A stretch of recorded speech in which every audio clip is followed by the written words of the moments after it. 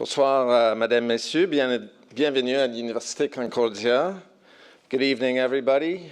Welcome to Concordia University on this gorgeous spring evening.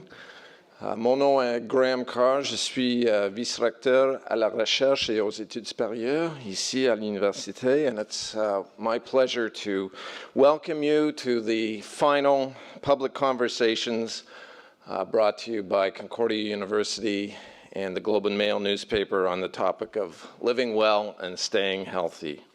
And it's great to see so many of you here this evening, as it has been every night in part of this series. It's really terrific to see so many people come out for this event. And we've been delighted with the success of the series and are already looking forward to expanding the scope of the conversation in our next academic year, 2013-14. But rather than looking too far ahead, let's just look at the immediate future and tonight. And our moderator for tonight's conversation is Sophie Cousineau, the highly respected Quebec chief correspondent at the Globe and Mail, where her columns appear weekly in the Report on Business.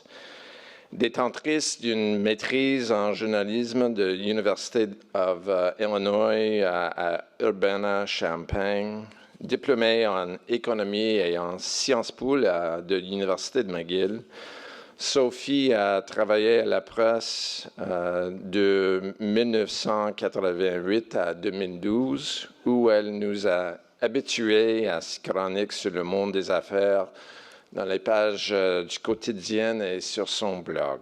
Alors, veuillez me joindre en accueillant Sophie.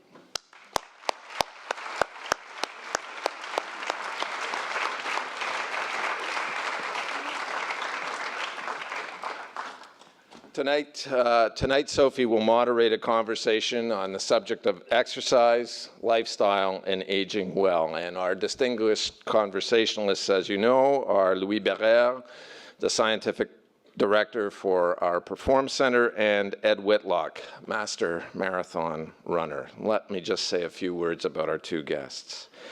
Ed Whitlock is surely one of Canada's most distinguished athletes. He is the only person in the world over the age of 70 to have run a marathon in less than 3 hours, and he's done that on 3 occasions. Now, 82 years old, he holds world marathon records for men over 75 and over 80. And in addition, he currently holds 15 other world records for various distances in outdoor and indoor track. Since September 2012, Dr. Louis Bherer has been the scientific director at the Perform Center, Concordia's new research center dedicated to preventive health and lifestyle management. Louis completed his PhD in neuropsychology and was a postdoctorate in the neuroscience of aging program, also at the University of Illinois at Urbana-Champaign. And it turns out that Sophie and Louis actually overlapped, I think, there for briefly. Not quite? Okay. Look, 2 people from Montreal and Urbana-Champaign at any point in time, that's a good thing. Prior to joining Concordia, Louis held a Canada Research Chair from the Canadian Institutes of Health Research to study how physical activity and mental exercise can help prevent cognitive decline in normal aging. And he's published more than 60 scientific papers, has co-authored a comprehensive book on aging and cognition, and has been a guest lecturer at over 60 different venues in Europe, the United States, and Asia. So the connections between research and the wider world are at the heart of the mission, the research mission here at Concordia, and finding ways to communicate our research and make it accessible to the public at large is equally part of our mission, and that's the spirit behind tonight's conversation series. So without further ado, I'll turn the podium over to Sophie and look forward, along with the rest of you, to a great evening. Sophie? Thank you. Thank you for a very kind introduction. Good evening, everyone, and thanks for being here tonight. Just looking at the crowd over there, I'm pretty sure there are a lot of runners in this room. We're always in search of secrets and best ways to run, and I think Mr. Whitlock is quite a draw tonight for us to be here. And as all fellow runners will tell you, if you're not a runner, then running is the easiest thing in the world. It can be done anywhere, anytime. It's the best way to visit a city. You just lace your shoes and off you go. But running is rarely associated with people over 65, 70, and never mind 80. In most people's minds, people who are 80 years old should be in rocking chairs. And I think that's where the main problem lies, is that in thinking that it cannot be done. And Ed Whitlock has proven everybody wrong in that respect. Yeah, you can only be in awe of everything that he's accomplished. And I know that most runners would only dream of running a marathon under 3 hours.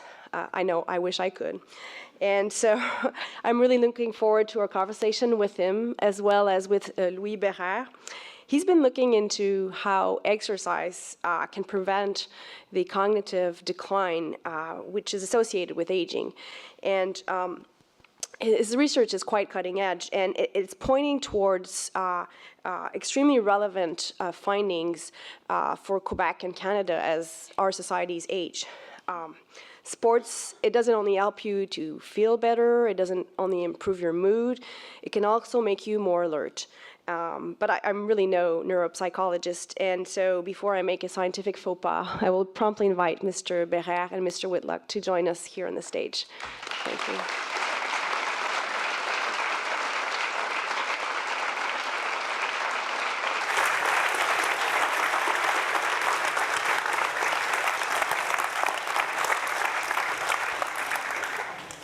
Mr. Whitlock, let's start with maybe what would be the simplest question is, why is it that you run? I suppose because I'm good at it, I suppose. It's a good enough reason, really, really. But when did you start exactly? Because from what I understand, you were not an early runner. Or a late bloomer, should I say? Well, I was, but I used to run seriously when I was at school and university. Oh, you were? But when I came to Canada at 21, I quit running. I was living in Northern Ontario, and not much running was going on there in those days. And so I didn't start running again until I was 40. Okay, and then what prompted you to start running at 40? Because it's all my wife's fault. It was your fault. So you still blame her today? Yes. What happened? She sent me up to a club to coach young runners. And when I got there, I found that they really weren't very interested in me as a coach. And I don't think I'd have been any good as a coach anyway. Really? And so I started jogging around the track at age 40. And these young guys looked at me and said, gee, I'd never seen an old man run before. And I found it wasn't too bad. Okay. But it took me another 5 or 6 years of constant improvement. It takes a long time when you've been off that long to achieve what you can do. But you did no exercise whatsoever between the ages of 20 and 40? Well, I wouldn't say I was inactive, but I didn't do any formal exercise. You know, back in those days, there were no joggers on the road, there were no cyclists back then, no adult cyclists. And, but basically, I think people were fitter then, on average, than they are today. You only got to look at the size of the people on the street today to see that people are not very fit. But, you know, I think that what has happened is that there's a bunch of people who've do all this jogging and cycling and whatever have you, who've got better, but they're overwhelmed by a whole bunch of other people who've got worse. You know, French fries are great. And I understand you had some at lunch today. Did you, I mean, it's one thing to start running, but how did you ramp all the way up to a marathon? I mean, it's quite a journey, as runners know. Yeah, well, when I first started running again, I was a middle distance runner. I used to run on the track, 800 and 1500 meters with these young kids. Okay. And I really didn't I dabbled in running a marathon back in those days, but I wasn't very serious about it. It was just a sort of sideline. But then when I got to my late 60s, I realized that no man had run less than 3 hours for a marathon, even though all kinds of people had got very close to that, or rather well under it when they were approaching 70. But for some reason or other, when they got to 70, they never got it done. Okay. And so I thought, well, that's there waiting for me. And a degree of notoriety. Okay. And so it was fame. yes, right. And I went and ran in a marathon when I was just over 70 in London, Ontario, and I failed miserably. I didn't do it. Oh, even though you quit before the end? even though I was very confident beforehand, because 6 months before I'd run 2:54, but that was not a good day. And then I got injured, and I had to wait to try again until, during that time I got debated whether time was slipping by for me too, but then I finally managed it when I was 72. Okay. But what does your training regimen look like? Because from what I've read, it doesn't seem exactly textbook running advice. No, it's pretty simple. no great scientific basis to it. I just go out and run for a long time.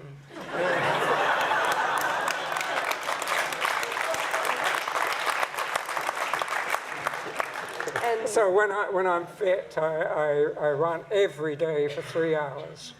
Okay. But at the moment, I'm not very fit, and I'm at an hour and a half at the moment. That's tough. And I hope to be up to 3 hours by summer. And where do you go? Where do you go? You live in Milton? Yeah, I live in Milton, and it's just 2 blocks from my house is a small cemetery, and I run round and round that. You see, that's for 3 hours, and I don't count the laps, and I don't time the laps. But that's what's kind of a little bit mind-boggling, because don't you get tired of the Yes. routes and Yes. you don't enjoy it? Not particularly, no. So It's a chore that has to be done if I want to race well. I find that I have a fair amount of natural speed in running, and I need to work on my endurance. And I find that just by jogging around this at a relatively slow pace, that seems to work for me. I don't know that it'll work for anybody else, although I think it might. you think it might. How do you avoid, the runner's biggest threat is always to be injured and not to be able to run. How do you avoid those? Do you do specific exercises or stretching or? No. Have to be patient. Patient when injuries come. A friend of mine in the running scene said he raced between injuries.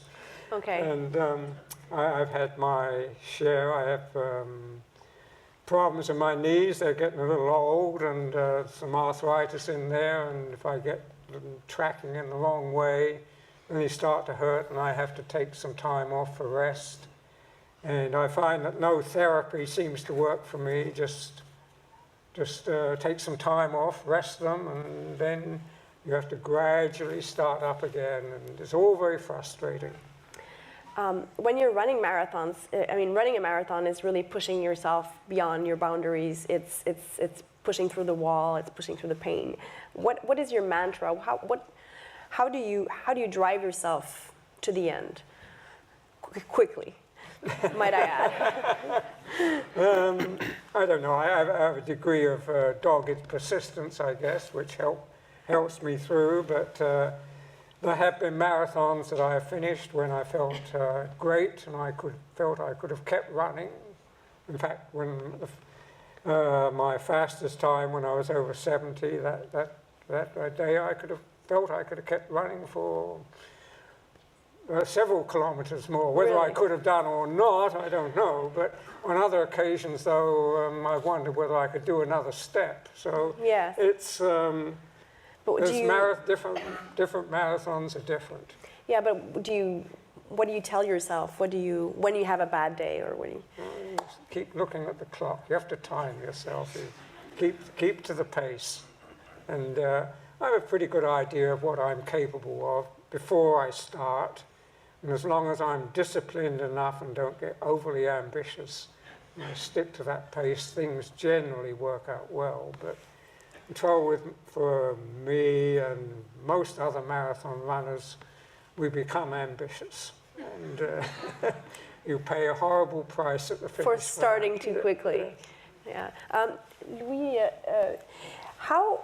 I mean, I've never met someone like Mr. Whitlock, and so Neither do is he an exception, a curiosity, or is he a role model?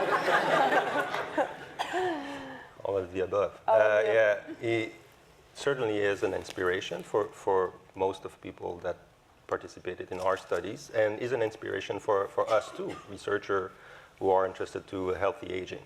I remember when we were chatting about this series with Christian Durand, who is here today, is the communication advisor at Perform, and we were trying to look for someone who will inspire us. You know, I've been working in the field for like 10 years. We're training older adults. We're trying to take sedentary people, telling them, okay, you should do some exercise. You should do like 2-3 months of exercise, and you'll see you'll feel better. You'll have a better memory.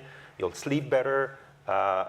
But the very good way to convince them is to bring an example. And as a matter of fact, I was using Ed's picture in my talks for 3 years. And I told Christian, what about this guy? Maybe you should call them. And he called them and realized that it was just a normal guy eating not always good food, that I could see that today. Just a normal guy. And I asked him, does it hurt after a marathon at your age? Of course it hurts. How do you do that? Well, I work hard. And so everything was so normal. So he's, of course, an inspiration, a model, is unique. But his life is common life of a runner. And for me, it's such a great example that everybody can do it. And that it's never too late. I mean, if you could start, when did you start again to run? You started at 40, you stopped, and then? No, I stopped at 20 and started at 40. Oh, you restarted again at 40, okay. Yeah, so it's never too late, and most people can do it. And running, you said running is a very simple example of sport we can do. A lot of people are trying to buy fancy sport equipment and stuff like that, but in truth, I mean, just running doesn't cost a buck. I mean, you just have to have nice shoes, and even now the trend is that you can run bare feet, right? I mean, it's new now, no? I know there's a lot of runners. I don't want to You're going to make spark faux pas. another debate No? here. Yeah. So, I mean, for me, yeah, I mean, it's just a simple sport activity that everybody should be doing on a regular basis, and that's the best way to age well. For me, I mean, I think it's pretty well documented. I think everyone would agree that, you know, if you do exercise, then the physical benefits are there.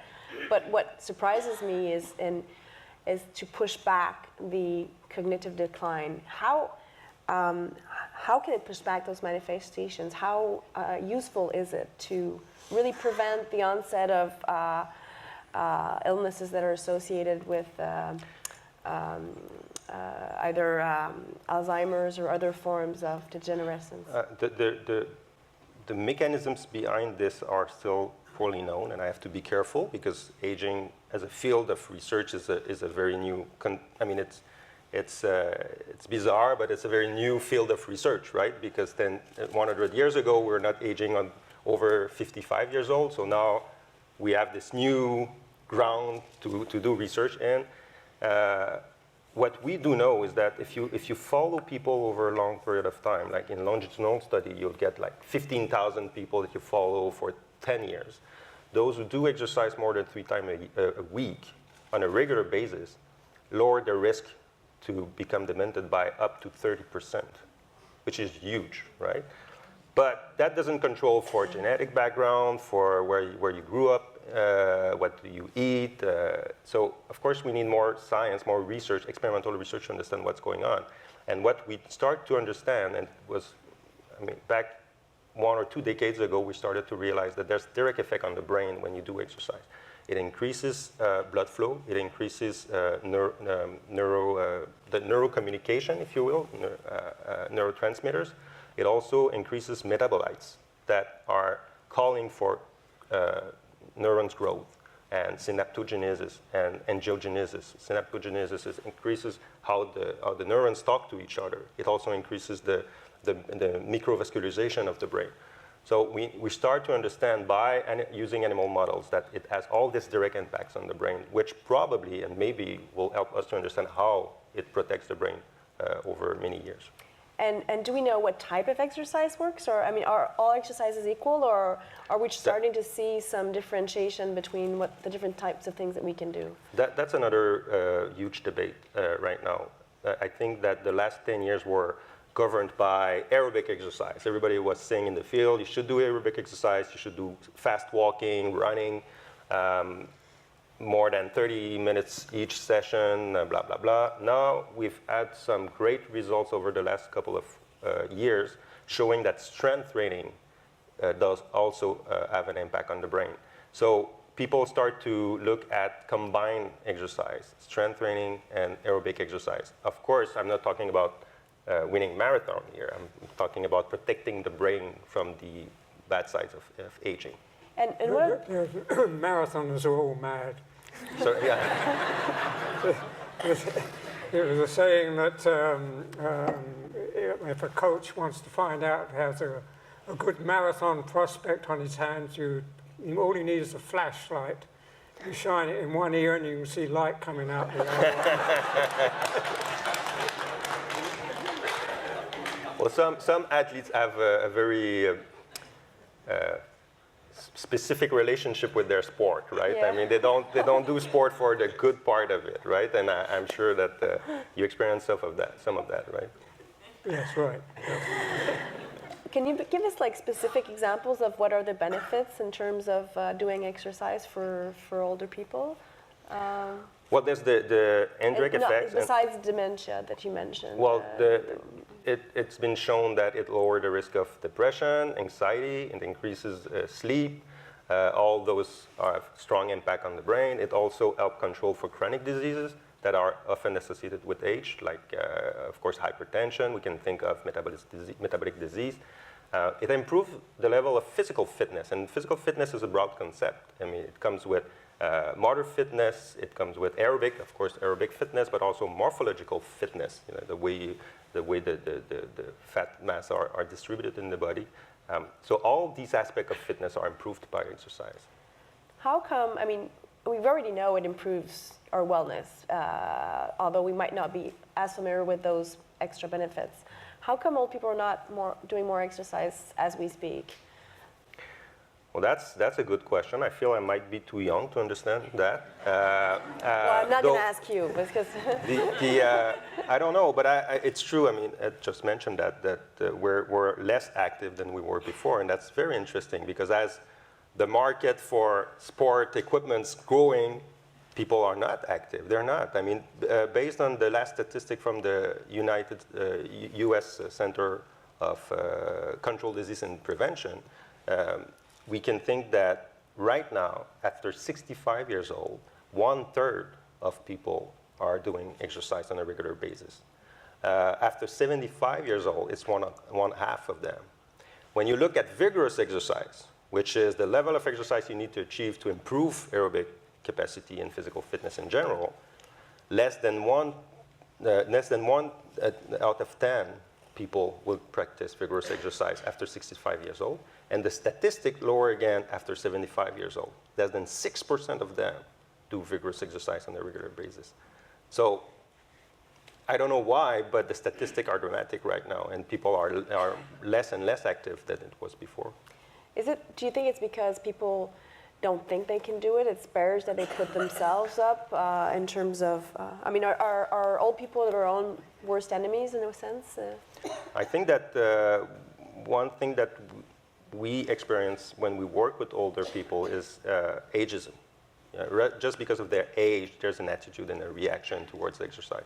If we tell people after 75 years old, you should do exercise, or you have hypertension, then you should do exercise. It's good for hypertension. They'll say, well, at my age, I shouldn't start exercise because I've never did that before, which is a bit bizarre to me because my reaction would be, well, do you think you can exercise? And this sentence that I use sometimes is, close your eyes and just pretend you don't know your age. What age would you be, right? And to answer to that, you should think, what can you do? What exactly can you do? Well, some people will come out saying, well, I can bike, I can run, I've done that before, I can do that and that and that, just because they forget about their age. So I think older people are they're doing ageism, right? They're acting against themselves. But again, it's easy to say at my age, I see later, but I think that there's some ways we should look for helping those people to be more active. And all sports indicated for a person who's 75, or are there sports that should be preferred over others because of they're less strenuous on the body? I don't think I don't think we should think of limitation. Jogging is bad. I mean, jogging is really painful. I mean, I'm sure there's a lot of joggers in the room tonight, and I mean, it hurts.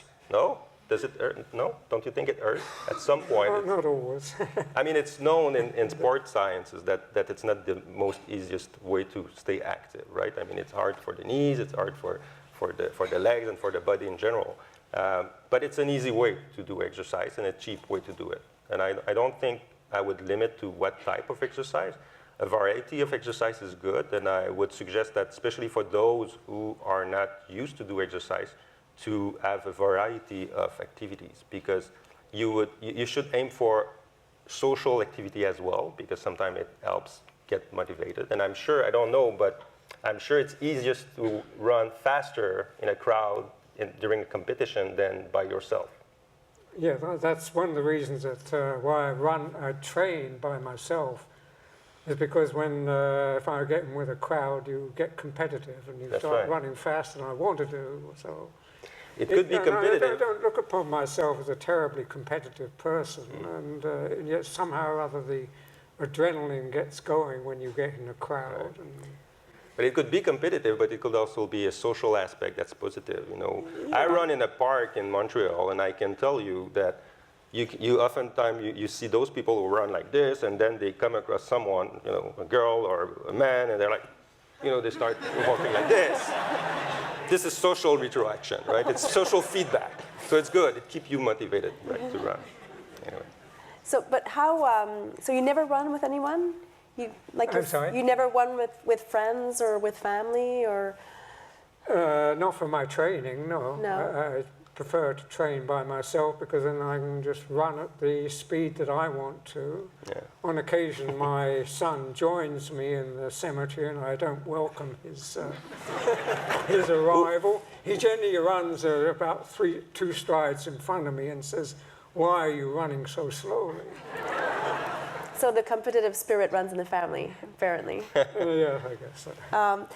But what do your friends and family think of what you're doing?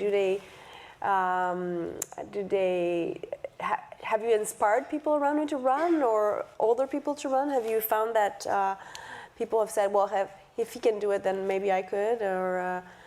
I don't think I have found that. I mean, people say to me on occasion, "You're an inspiration," and I don't know really how to respond to that, because I don't think I'm a terribly inspiring type of person. I'm much too low key, and I'm not one of these people who stands up before a marathon and say, you can do it type of thing.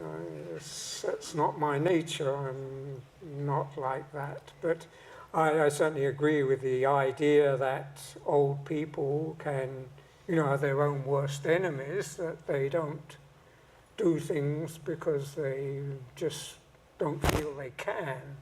And maybe I should run much faster than I do if I only had greater ambitions. I think you have a lot of ambition.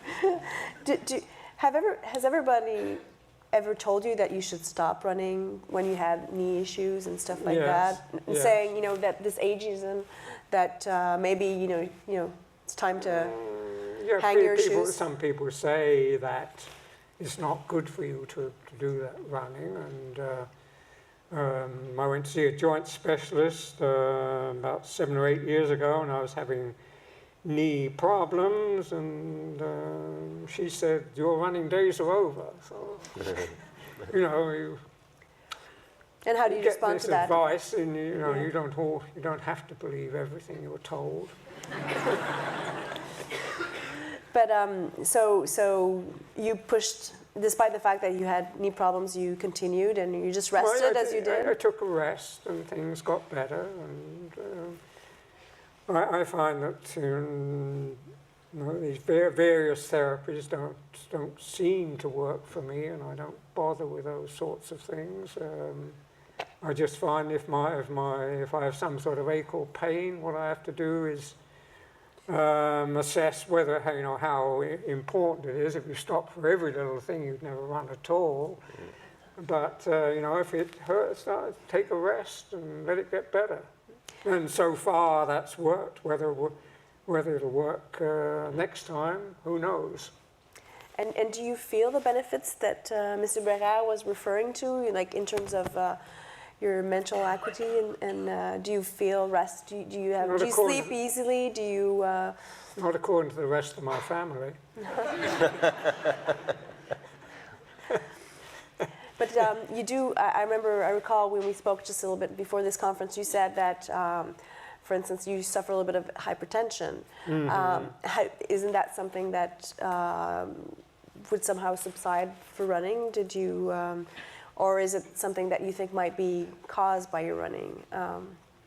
Well, I think it's possible it's caused partially by my running.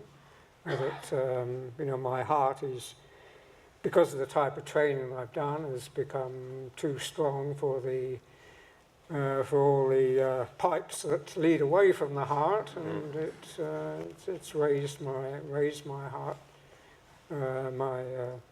my systolic pressure. Whether that's really so or no, I don't know. Whether it's just genetic, whatever, I don't know. But you know, doctors don't like it. They, you know, say to me that's something that should be attended to. But so far, I have chosen not to get on any medication. You've got your own medication. Running. Well, I suppose, yes. I mean, I don't think that running is universally good for you. Anything you do in this world always has its pros and its cons. Yeah. Nothing is ever perfect. That conveys very clearly what we're trying to tell people when we tell them they should exercise, because he's not saying it changed everything.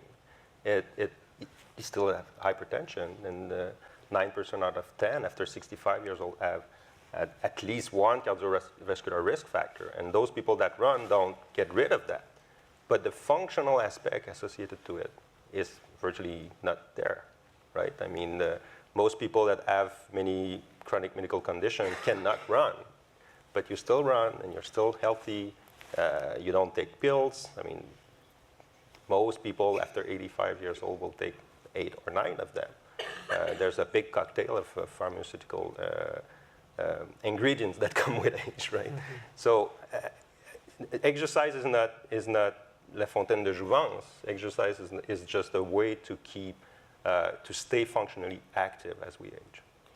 And so if people are not doing enough, how, in terms of public policy, should we go about encouraging older people to do whatever exercise they like? And because there are obviously social benefits to this as our population is aging. Well, that's a very good question. I'm not a civil engineer, and I don't know how we should change the city. I know there's a big group of people thinking about it, the aging-friendly city group, and there's a lot of organizations around the world that are trying to work on this. I think that as much as we can have space and places for that suit older people needs, it will be better. Because right now, what people would tell us after 3 months of exercise in our lab, they're really happy, they felt the change, they felt better, they have increased quality of life, and they want to keep this exercise regimen. And of course, we're a research center, so I have to tell them, that's it. We had the money from Ottawa to run this huge study, but now, I'm not running a gym. Well, I know that at Perform, there's community services and there's a lot, but prior to coming to Perform, I had no access to this. So we're telling them you should find a gym, but what happened is that they don't feel comfortable going there. That doesn't look like them, right?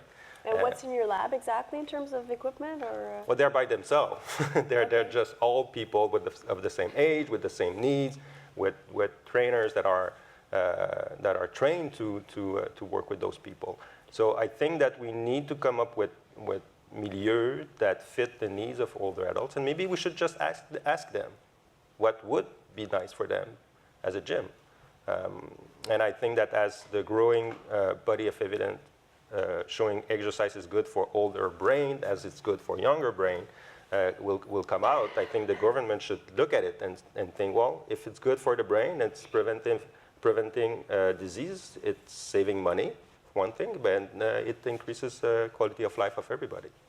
And what would you think would be, like, I know you're saying we should ask them, but in your mind, what would be the right infrastructure and the right services that we should provide? Because I guess, a 20-year-old training is quite different than someone who's 70 and might not have done a lot of strenuous exercise in the past.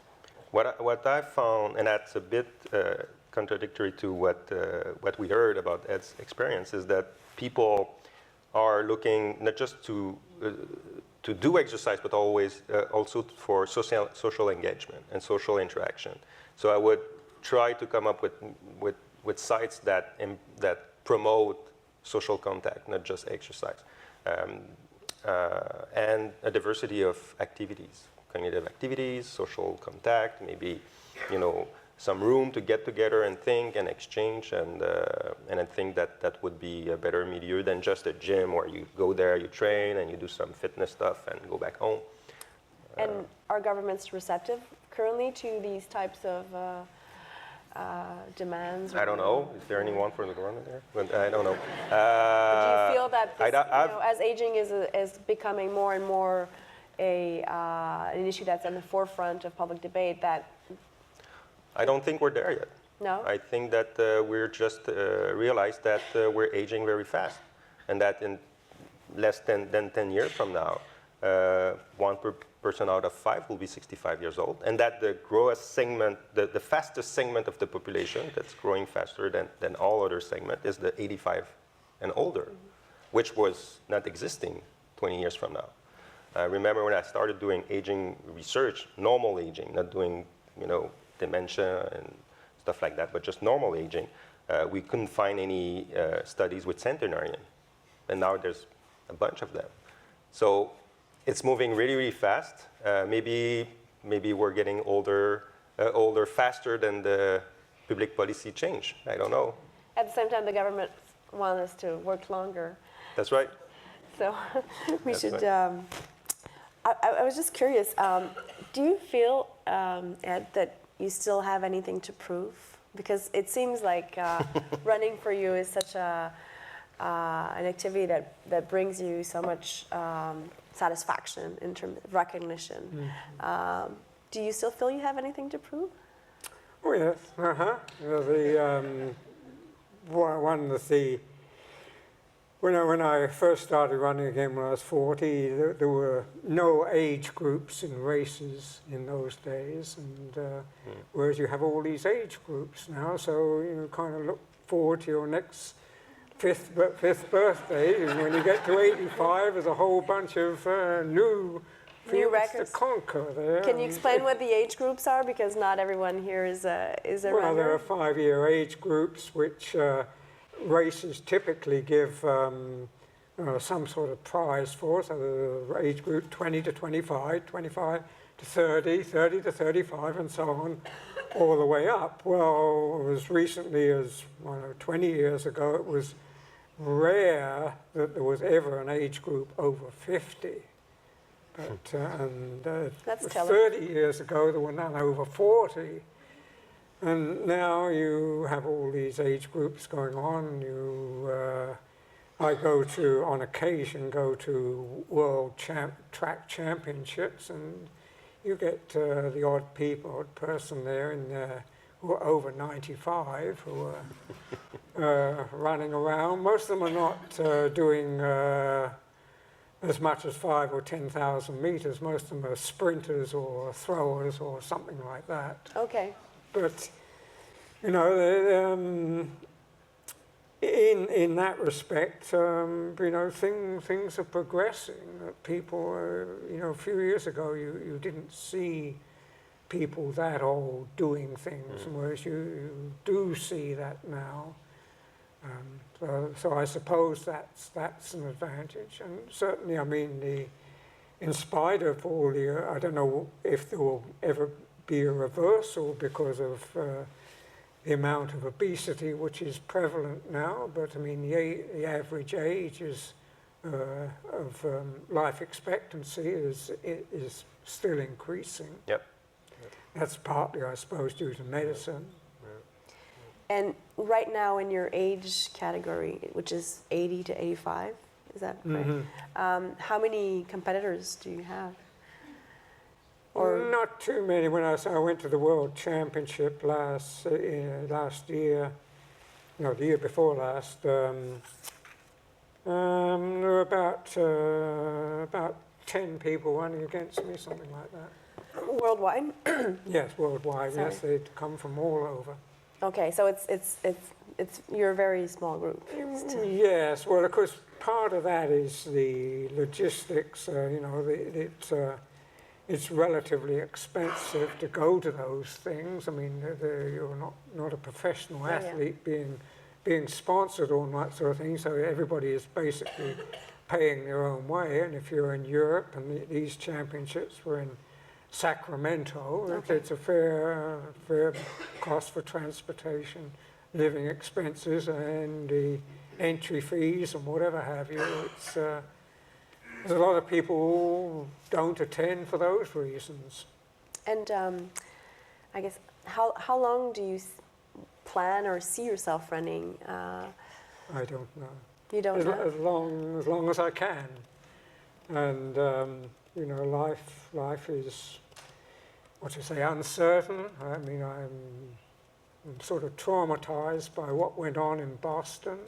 For those, it wasn't the runners that got hurt, it was spectators. But you know, they had no thought that anything like that was going to happen to them. And you know, that's a completely life-changing event for them. I mean, people losing limbs like that. I mean, how do you face I mean, they never gave a thought to living like that morning, and then all of a sudden there you are. So, you know, how long will I run?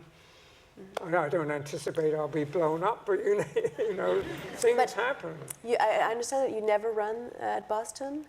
No, I never run Boston. Why not? I mean, it's considered the most prestigious race. That's right. It's the most famous marathon race, and I would like to run there in a way for the atmosphere that exists there.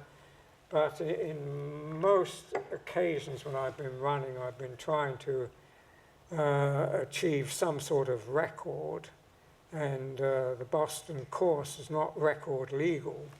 So that's, in spite of it being the most famous marathon, because it's the start is higher, greater altitude than the finish, it is not a legal course because it's considered that is an advantage. Okay. So basically, I like to run in races that start and finish at the same place. I'm good at running around in circles.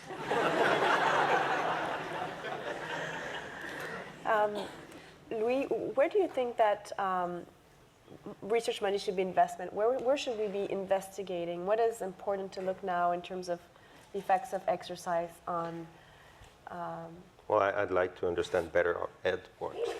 So I'd like to put some money in working on this.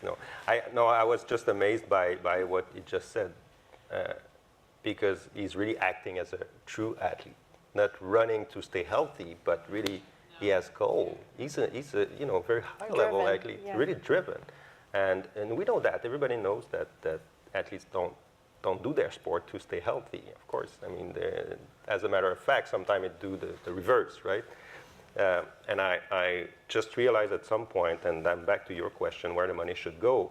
Maybe it should go to how we can make people more active and sustain their activity and make sure that they will commit to this activity on the long run.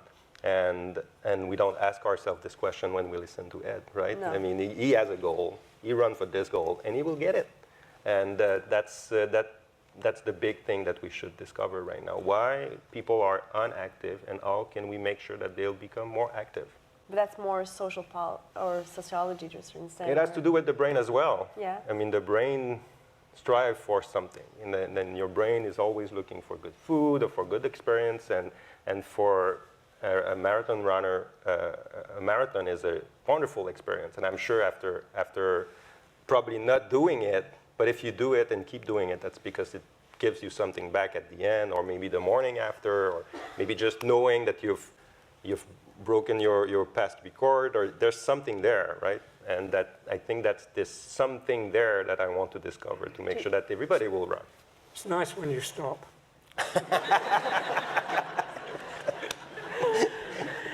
You don't get a high at all? No, I've never suffered that.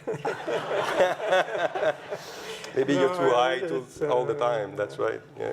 I mean, it's, you feel kind of, when you're at the end of a race, when you run well, and you feel kind of euphoric then, I suppose. But just before the finish line, most of the time it's kind of tough. And the euphoria comes when you cross the line. That's when I feel good. So the idea would be to get people to taste that euphoria, not necessarily a marathon euphoria, but that small. The positive aspect and the fulfillment aspect of being engaged in an activity, and I don't know. I mean, I think that's the big challenge right now. And are you optimistic for what you're seeing right now, what's being done, or? Well, I think there's more research than before. It has to be maybe more connected to the community to make sure that what's being done in a lab, because there's a lot of work done in the lab, but sometimes it doesn't go back to the community, and that doesn't change the way people age right now. And as I said, we do more research, we have more fancy equipment to do sport, but in fact, people are less active than ever. So I think there's a big translational process that doesn't occur right now. And what are the things that you're doing in the lab that we'd like to transpose outside of the lab? Well, I wish we could at least communicate the major effect that we see when we scan a brain that has done some exercise for 6 months, and we do a pre and post scan and see the difference between the two. I wish people would see that and think about what's good for them in there. We don't, maybe it's, I mean, Air is not a good example because he's been running forever. But if you take someone that doesn't do sport and you change his life, trying to make these people engage in a regular exercise regimen, you'll see huge effect. And what do you see exactly on the scans? I mean, well, so it's not, I'm not talking about my work, but what some people have shown, a good group in the US are working on this. They've shown that there's major micro change, of course, some metabolite and some chemistry effect that the brains would benefit from. But one of the most amazing things that have been shown last year was an improvement in the size of some brain regions that are playing a critical role for memory. And we know that most people would be concerned by their memory loss as we grow older. And what a group from Pittsburgh University have shown is that the hippocampus, which is a brain region important for memory, it's like the hub of experience that would recreate memory, would increase its size by doing regular exercise after 6 months and a year. So it shows, and more than that, they showed that in this group of, I think it was 300 people, they showed that the increase in the hippocampus would predict better memory at the end. So it shows, we're starting to understand that there's some real effect on the brain that would help to prevent memory fall, for example. Do you think you could come to a point where you could actually design a program to maintain your... I wish we could. I mean, we're far from that. Right now, all sorts of exercise are good, probably because the level of inactivity is so high that right now, as you do some exercise, you have some benefit, but that would be a very nice goal for a researcher to come up at the end with being able to prescribe exercise to a particular person being associated to her need and her goal, and say, okay, that's the type of exercise you need to go. I think I would like maybe to open the floor to questions, because I'm sure that Mr. Whitlock, a lot of people would be interested in maybe hearing a little bit more about his experience. Good evening. Hello. There. Right there. Just in front. Hello, thank you very much. I'm wondering, maybe the reason that people don't run is because running is an individual pursuit. It's very lonely. Maybe if the alumni were to organize something together for alumni people, maybe we would go. If we found other people to do it with us, we would go. And just a word of advice coming from me, because I'm a political junkie. Every aspect of our lives is a political decision. You spoke today about the government, which has to be interested in the welfare of human beings and encourage this type of thing. And every other aspect of our lives is a political decision. And the best way to stay young is to get involved in politics. That's the best way to get involved. Another kind of sport. Another type of running. Yeah. Yes, I have COPD. I don't know if you know what that is. And I do my exercises at the Cumming Center. And I would like to know why there isn't more availability in the city of Montreal for seniors. I don't know that. I'm sorry. My question to you. I don't know the reason why there's no facility like this. I mean, most of the facilities that are running right now are sponsored by some body that has some money to give in, or some research project, combination of both, but there's no big decision to support this. Right? Like I was saying, the place that I go to is Cumming Center for Seniors. Yep. I don't know if you're aware about that. I know the Cumming Center. I don't know where the money comes from, though. Well, we do pay a little. Okay. But we don't pay a full amount, I can say. I presume a lot of donations come. Probably. But there should be more availability, like I was saying, by the government, which would help seniors, not only for COPD, for various things. I've seen people that couldn't even walk, and they're there with strokes, and after 2 years, you see a difference. Yeah. It's all had to do with exercise. Right. You don't have to do exercise like being a marathon runner and run your heart out. You do it at your ease, and I think it's a lot very beneficial to you. I've taken courses on that at the chest hospital, and they say that exercise is the best thing for you. It helps your breathing. Certainly. And without that, you're a failure. You'll go down the tubes. So I'm just wondering if you know or you can hear anything about the government helping us. I don't know. We would have to ask to the Ministry of Health, maybe. With your help. Thank you. Yes.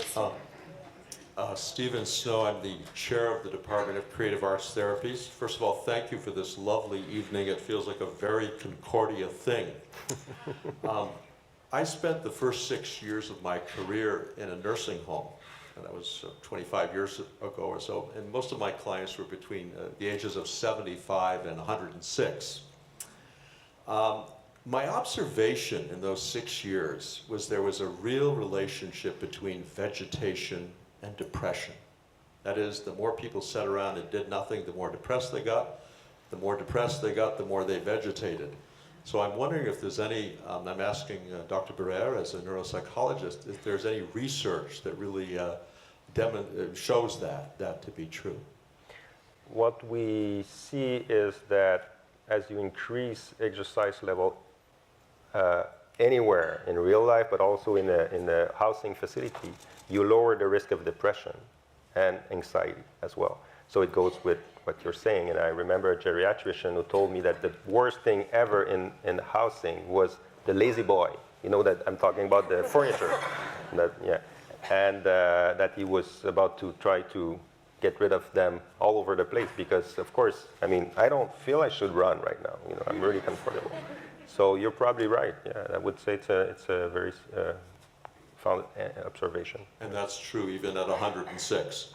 Yeah, I would say that's true, and that's even there's some studies showing that if you make sure that people do a minimum of exercise, you also better control behaviors that are associated with dementia. You know, like wandering or bad behaviors or anxiety. They become really, really anxious at some point. So just a minimum of physical activity is good for them. Although they don't, I mean, they've lost their memory, they're confused sometimes, but exercise is a nice way to control their behavior. Thank you. Do you have a lazy boy? I'm sorry? Do you have a lazy boy? No. No. See, I told you. I didn't think so. I'm basically a teacher. So the last gentleman who said, just remember the rule, if you don't use it, you lose it. That's right. That's right. My question is twofold. One to Mr. Whitlock, and you had talked about exercise, but there are two other components of the good health. One of them is the diet, and which you can control to a certain extent, and the second was good genetics. You have not talked about it, and the same question to the director, that how can you isolate the exercise and diet and genetics in your research? And what results did you find out is in terms of probability of effect of one over the others? Thank you. So, You want to start? we'll start with Mr. Whitlock. Thanks. Well, my brain's gone. Well, how do we start off the question? That wasn't What about genetics, right? And diet? The question of diet and genetics you did not mention. I am not careful about my diet. I wouldn't say I have an unhealthy diet, but I wouldn't say that it certainly wouldn't meet the organic. I don't go for organic vegetables and all that kind of stuff. I just eat regular type food. I think I probably eat more carbohydrates than probably the average person. I probably eat more fat than would be recommended, and I probably eat less meat than most people would. I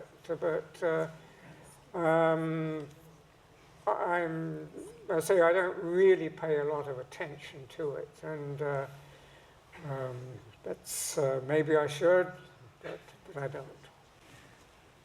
What do you eat And before about rice? genetics, sir?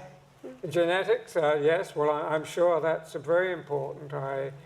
I'm not aware that my parents were athletic at all, but I'm sure that my physique is not only, because of the training, but it's what I've been naturally endowed with. I'm kind of long and lean, and that came as part of the package, which is no thanks to me. Yeah. Now we'll let the director talk about the research to see how did you isolate the three. Yeah, I can talk about genetic. I won't talk about my diet. It's really difficult set numbers because the studies are very scarce, but you can think of genetics playing a role anywhere between 30% to 50% in terms of prediction, depending what you want to predict.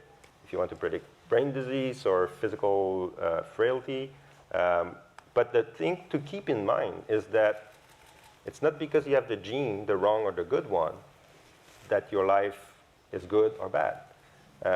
In fact, it's been shown that even the carrier of the gene that calls for dementia, for example, would benefit from exercise. Even in some study, they would benefit even more than those who don't have this gene. So the genetic is one thing, but the phenotype is another one. So the way the gene is going to express itself in your real life. So I understand the question. I think it's very important, and I think that genetic is all over the place, and that's something very important in our research right now to understand what is the role played by genetic. But we should be careful, because it's not because you have this bad gene that you're going to end up with the disease that's associated with it. And the diet, I'm speaking like a teacher. Well, it's good to eat well, and then you can do what you want with this, right? I mean, yeah. Yes, okay, I have a question. Again, it's not a trick question, but I hope, well, I don't know the answer, that's why I ask for it. Is there some benefits to be often outside your comfort zone when you train, when you're like at a 70 and older? Now, I'll explain why I asked that. Is on one side, I see Ed that is talking that, also on one side I see Ed that is telling, I couldn't care less about my health, it's performance. On your side, you say, well, be active. Well, there's a big spectrum between the two. Sure. Okay? Now, some people, well, if they have the genetics and they have the drive and they can go for performance, well, they'll go outside their comfort zone to try to perform and be the best. Now, in your study, did you see some people that were quite far behind Ed as a runner and yet healthier than him? Like in the sense as it seems that you portray health with performance in this case here, but is it true? Like, can you just be... I don't think you need to be a marathon runner and to break records, that's for sure, but you're probably, I mean, it's a very good comment, and I'm glad you bring this up, because it's true that you need to be working outside your comfort zone. Also, so that's a known thing, you have to do that. Yeah, and it's true for physical exercise, you need to do vigorous exercise. Well, I mean, you have to be careful, of course, if you have medical condition, to have sound advice on what type of exercise you should be doing or avoiding. But it's also true for brain exercise. We know that it's good to have a cognitive stimulation on a regular basis as you age and look for different type of activities. And we know that, and someone mentioned use it or lose it. So you need to use what you have, but you also need to push the limit a bit. And that's true for brain training as well. So you mean that there'll be adaptation to a stress at any age? The brain never stopped to adapt. The brain never stopped changing, and it's not changing in the bad way. I mean, it's changing, it's positively adapting itself to what you ask him to do or it to do.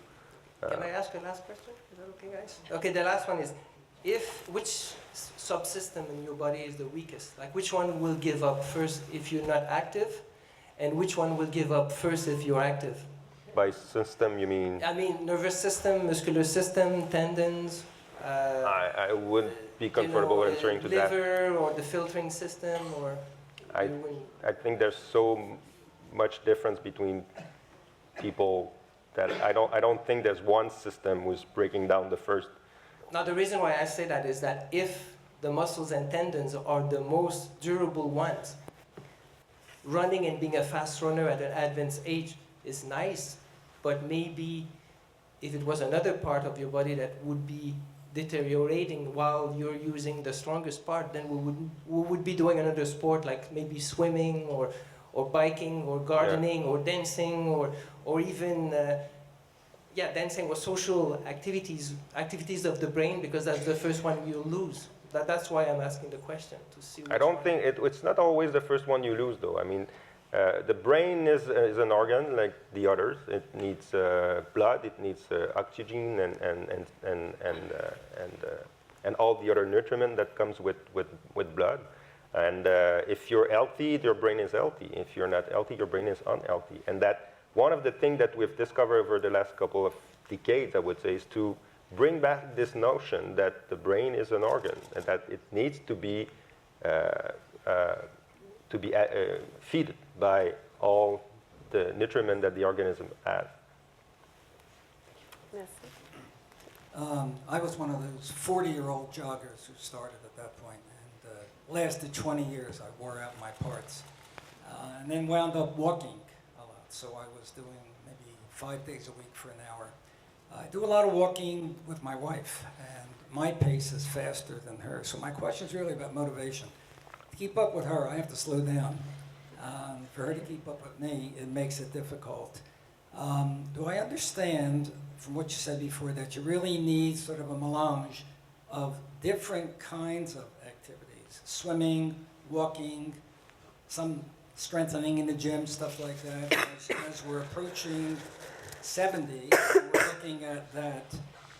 In order to keep the motivation going, are you recommending maybe mix and match a lot of different things so that people are sort of connected to what they like, and yet they're still doing it 5 days a week or so? For you. Yeah, I think it's exactly what I would recommend. Of course, it depends upon your goal, right? If your goal is to break marathon record. No, I want to stay alive. If it's staying healthy, I like an analogy that it's made by one very great person in the U.S. who founded the Institute of Aging in the United States, Gene D. Cohen, who passed away a couple of years ago, and he pictured that in a book very nicely. He was referring to the brain as we age as a reserve of potential, as for your finance potential. Okay, if you go and see your financial advisor, he would say, make sure you have a diversity of plasma, right? To make sure that it grows. Investments. Right? Investment, thank you. And Brian, hi, by the way. And he would say, if you put everything in the same basket, you might lose. I would say the same for exercise as you grow older, because if you do just social exercise and people don't show up, then you don't train.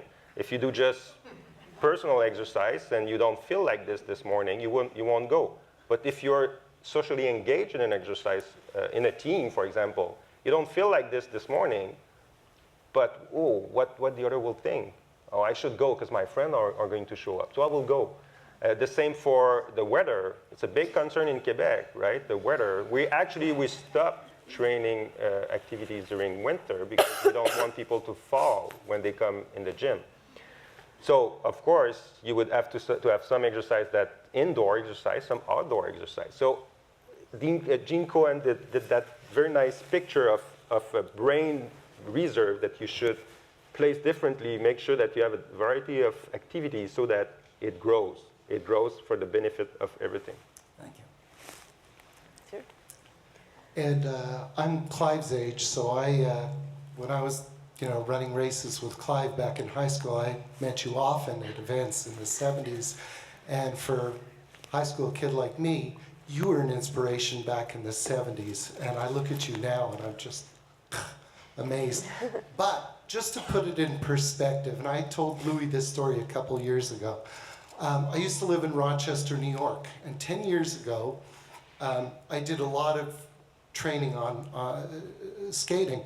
And I'm watching this young whippersnapper fly around the ice, and no matter how hard, how much effort I put into my skating, this guy's putting no effort in flying.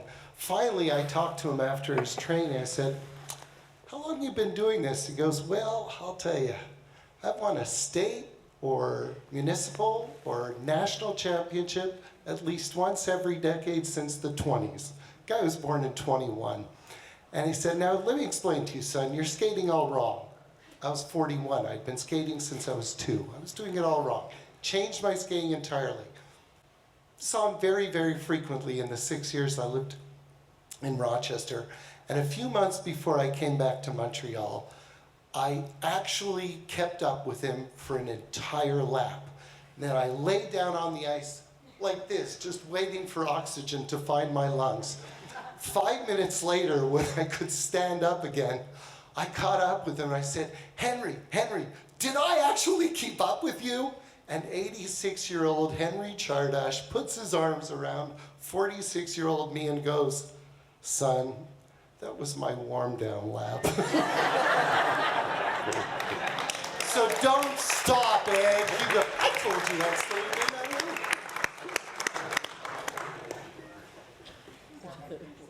That's a hard act to follow. Before I ask my question, I just want to say that a couple of questions ago, you had said what you have to do is go beyond your comfort zone. I think that that is your answer to why don't most people do exercise. Who wants to go beyond their comfort zone? And I think your answer is right there, and that's the hub. You know, we've talked about all other aspects of getting people to do it, social this, that, or the other. But getting beyond your comfort zone, you know, we like pleasure. You're we like right. comfort. The brain is well wired for that. Yeah, we want pleasure, but at the same time, if we set ourselves goals, that's where we might agree to go beyond the comfort zone in order to achieve this goal. And that's why that's what Ed is doing when he runs, right? He wants to break a record. So of course he would do that to break another record. You know what? He's in a different category. Yeah, but that's true, and you're right. But what I'm saying is that for every one of us, the challenge is to find a goal to achieve. If a goal is to live until you're 100 years old, you'll be ready to break your comfort zone to make sure that you achieve this goal. What you have.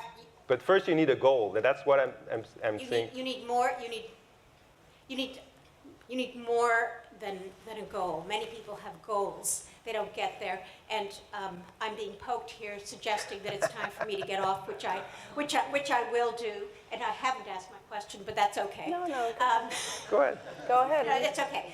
But what I want to say is that you're probably aware of, and other people are aware of, the psychological model called stages of change, and you know, maybe that's what needs to be happening. I recently attended a lecture at the Montreal Neurological Institute, where to everyone's great surprise, we learned of a new phenomenon, which is called use it and lose it. Apparently, if you begin to show signs of Alzheimer's and you are above average in intelligence, you decline faster than the average. This is a phenomenon we don't completely understand. So to extrapolate into today's events, I'm wondering what the effect is going to be, since we have an epidemic of obesity in our society. If we encourage all these obese people in our society, including ourselves, to suddenly start running and doing exercise. If we look at even the young people today are not doing very much. So surely, as important as exercise is, and as the benefits of running may be, there are some aspects of this that could be very dangerous unless we proceed with a certain amount of intelligence. That part is correct. So I'm wondering Thanks for if your you question. could perhaps elaborate. It's a nice observation. It's true that in some people that are really highly educated and very, very bright people, when they start to get dementia, they abruptly decline.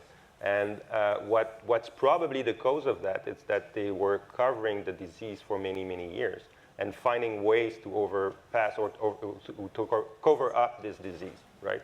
So what you see is that they will maintain their functional capacity, although the brain has a strong disease and the brain is deprived from all sorts of things that's very important, and they maintain their functional capacity up to a certain point, a breakdown point. The way I think of it, and most people think of it, is that you maintain functional capacity, the longer the better, right? Of course, at some point, it's not, as I said, the fontaine de jouvence. At some point, we don't know the life expectancy of a human being right now. We don't know the exact number at which we can expect to live, right? So it's the same for exercise. If you take a couch potato and this person just loses functional capacity, you wouldn't see any difference, right? If something bad happened to Ed, you'll see a huge difference because he's running a marathon, and the morning after he cannot anymore.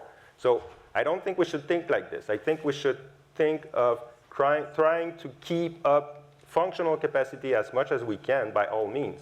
And that's how most people would say they enjoy life and they report high quality of life. Yes, because but at the same time, if you speak to orthopedic surgeons, they'll tell you they love all the people with broken bones and foot problems because they decided to suddenly become active after not doing anything for years. What you're mentioning here is the way we do it, and you're right. We should do it properly and maybe seeking for advice if we haven't done that before. And you're certainly right here.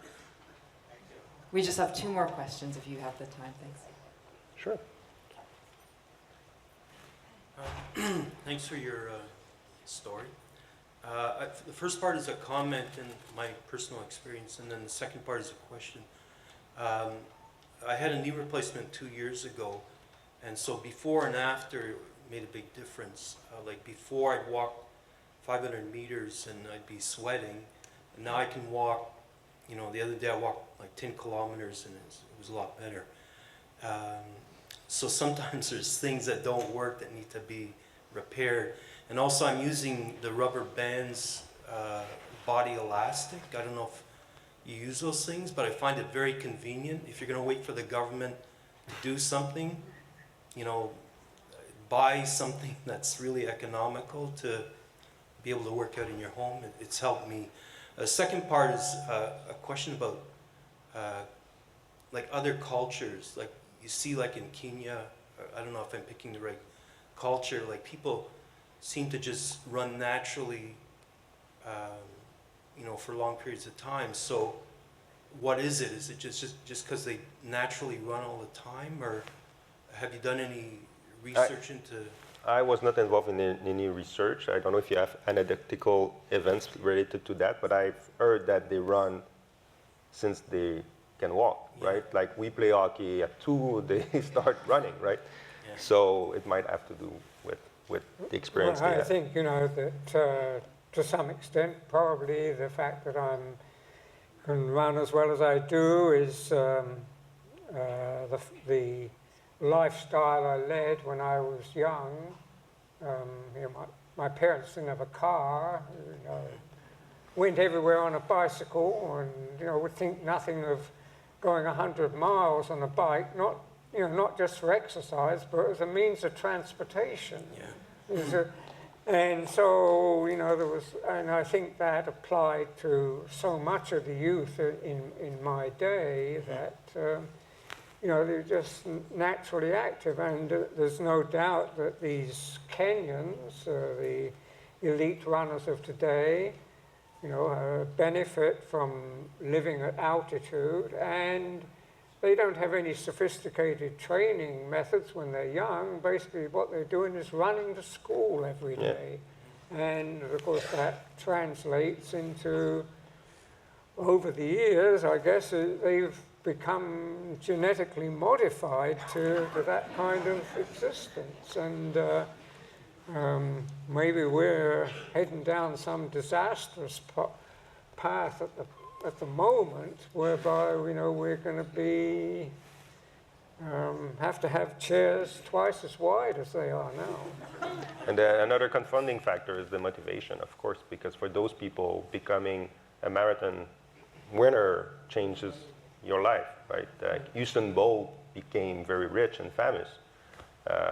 For us, you better try to play hockey if you want to be famous. But I mean, Ed is not sponsored. As you said, you're not sponsored, right? Yes, so I'm not sponsored so at all. you don't do that for a living. No. You cannot. You should ask Concordia. I mean, you see, to some extent, I mean, to whatever, most of the commentary on me is always contained in the lifestyle sections of the newspaper, and I don't like that. I mean, I believe I'm a sportsman, and I should be in the sports section. But I can't compete with the Montreal Canadiens. Yeah, I couldn't agree more, Ed. You're a fantastic runner, but beyond that, what I really see in you to admire is the drive. And for so many of us, that's what is making us do what we do. I also am a runner, I'd say that framing the conversation along the lines of just getting physical is too limiting, that whatever brings you to engagement in whatever it is, be it art or physical activity, if you have a goal and a drive, then even doing those things that aren't conventionally looked upon as being physical become physical, because you have to do things to get to those, to do the achievements, to do the things that you want to do. So that would just be my view on some as part of this conversation, but I'd like to ask you a running question since I don't know if you had one. I also came to running late in my life, and I'm terribly attracted and tempted by your unconventional regime. And I think in the beginning of your talk, you sort of suggested that that might be sort of a viable path for some of us in a way to improve. And I'm wondering if you might have some more to say about that. What if, instead of the normal thing that we're taught to do, or that we do, let's say a track evening and then a long run and all the other things that are part of a conventional routine, we start to contemplate something like a regular run every single day. Would you have any thoughts on that for runners? Well, I don't like to tell people what they ought to do, and therefore I couldn't be a good coach. And I am not sure that what I do would work for everybody. You know, I'm always happy to say what I do. I have no particular secrets. I'm willing to say what I do, but I don't say to other people, well, you should do that. Everyone has to find what works for them. So I guess in general, the coaches don't like me because, I mean, there's no need for coaches. You just go out and The bad boy runner. You don't have structured workouts and all that type of thing. But I don't mean to say from that is no good. I'm sure that probably if I were at the elite level, you know, at a younger age, and had, you know, an entourage around me of therapists of various sorts and taking continuous blood samples and all kinds of stuff like that, maybe I'd run better than I do. But I'm kind of still sort of believe in amateurism. I run for fun, basically. I don't run for. I think it's unfortunate that the degree of you know, the prize money has entered into it. I think that is part of the cause of all the problems with drugs for runners, and I think that's a scourge. I have my doubts about the validity of a lot of elite performances by younger runners. I really wonder what stuff they're on. So, and I think that comes from, you know, we moved a long way away from the ethos of Mr. Bannister and the 4-minute mile. He was a totally different sort of character to what the elite runners are today. But I'm not just talking about the Africans, I'm talking about the Europeans, also Europeans, North Americans. Well, I think we've come full circle because you started running because you didn't want to be a coach. And so on this, I would invite Mr. Carr to give the concluding remarks to tonight's talk. Thanks very much, Sophie. I guess I'm a little conscious of the time that we just spent an hour and a half sitting on the couch, and Ed would have run a half marathon in that time. So before I ask you all to join me in thanking Ed and Louis and and Sophie for a really wonderful evening. I just want to share a little story with you, and that is that when we invited Ed to come to Concordia and participate in this series, we discussed the possibility of offering him an honorarium, and he simply declined and suggested that we could use the money and should reinvest the money in the university. So when Louis heard about this, he proposed that in fact Concordia take the money that it was going to offer Ed as an honorarium and instead use it to support a student who would do research that reflects Ed's dedication to living a healthy lifestyle. So to honor Ed's generosity, we've created the Ed Whitlock Fellowship, which will be awarded to a graduate student pursuing research in the area of preventive health and lifestyle management, and the Perform Center has also provided additional funding to ensure that student will be funded for an additional year. So on behalf of Concordia, I would like to thank Ed and Louis.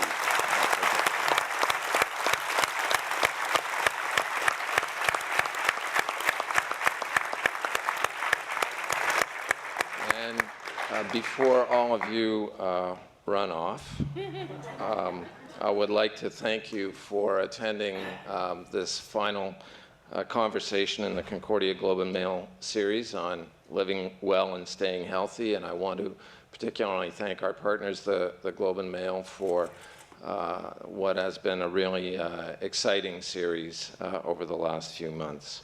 But right now, I'd ask all of you to join me in giving a warm round of appreciation and applause for Ed Whitlock. Thank you very much.